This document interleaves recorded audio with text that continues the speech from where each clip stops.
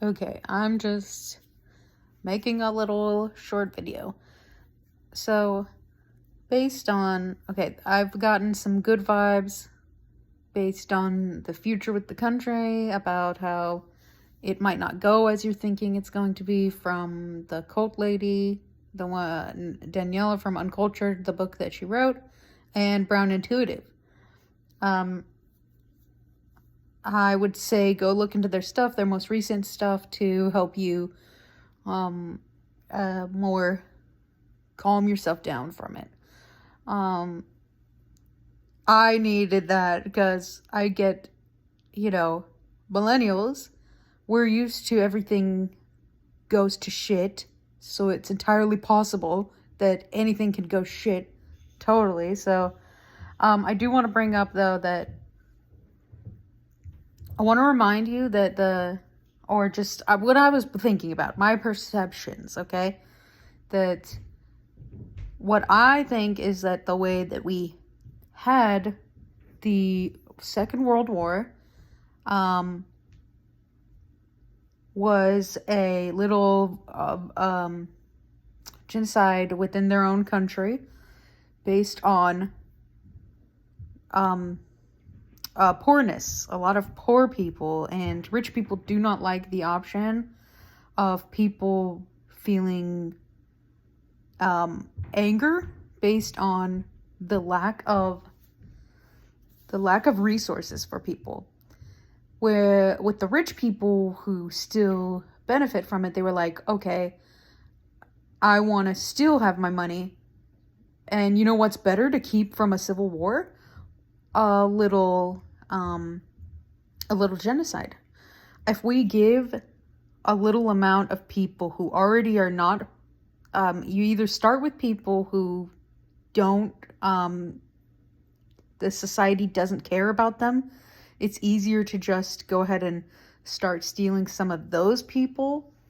And then from there, you can choose a whole group of people to, a larger group, to just start stealing all of those people, so that now there is no way to have a civil war. There is no way to have as much union striking to happen, because they are now in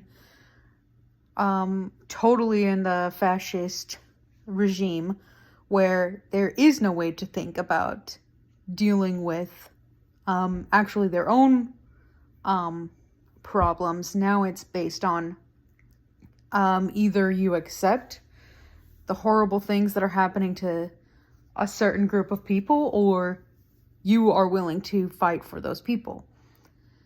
The reason why America is dealing with it right now, where the fascism regime is really creeping up very fast, it's because the rich people are willing to avoid a civil war, or people stopping their funds, their consumption. Then I'll just go and choose a group of people, because I can do a certain percentage of people versus the whole the half of the whole country. You know what I mean? So rich people would be satisfied with there is no law, anything in court. I can't say that this is alleged, because this is just my perspective. Rich people are happy to throw around a few people, even though that it's literally Hispanic people. That's how we literally feed the whole country. But that's the one that people are more willing to, I don't know, they're dumb. Rich people are dumb. And so with the immigration, those people are the most hardworking, and there's the ones who have been able to actually feed us, make everything more efficient than anything those who already exist here, especially white people. But that's based on years ago where they're like, okay, we have to, they've always been thinking about immigration. They've always been thinking about borders and of course, probably even totally had to do with when they started with either connection with Israel and then their spread of Middle East so they can get more fucking gas, oil and shit. But ultimately, it's just dumb. Rich people are pretty dumb. They're simplistic and they're willing to let people die. They've always felt that way because they're addicted to money. If you know about people who have addictions,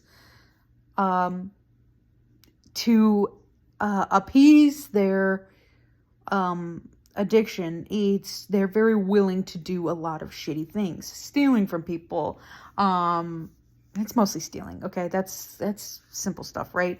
Sometimes they do very shitty thing to people based on their own addiction. And rich people are very addicted to their money because they're still holding all of that because they can't focus on who they are as a person. It's way easier for them to just ignore their inner issues to just go ahead and use a bunch of money because at least I'm not, to them, they're thinking, oh, well, at least I'm not having to be hungry. I'm not having to do anything. I don't have to clean my house, whatever, you know? Anything easier than actually focusing on myself. So yeah, they're very addicted and they're very willing to deal with this. But they are still thinking about numbers, so they will want to choose the lesser of their own force of evil. So it's like, well, if I do a whole civil war, then I would do the whole at least half of the, well, it would be it'd be 60 to 70% of based on a civil war, it would be more people doing that, and especially the working class, those who they would need for their companies would not even be able to do their actual work because then they're in fucking war. And a lot of companies are not doing the war machine. They actually have a company that's literally for profits for buying certain things. It's consumption. So to them, it's easier to use a group because we're at a certain amount, let's say 20% versus 50 to 60% of the whole working class. So don't worry about that.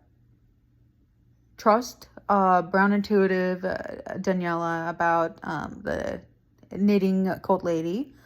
They'll calm you down, but I want to tell you what you can do now is to just not pay any money on corporations. Just that.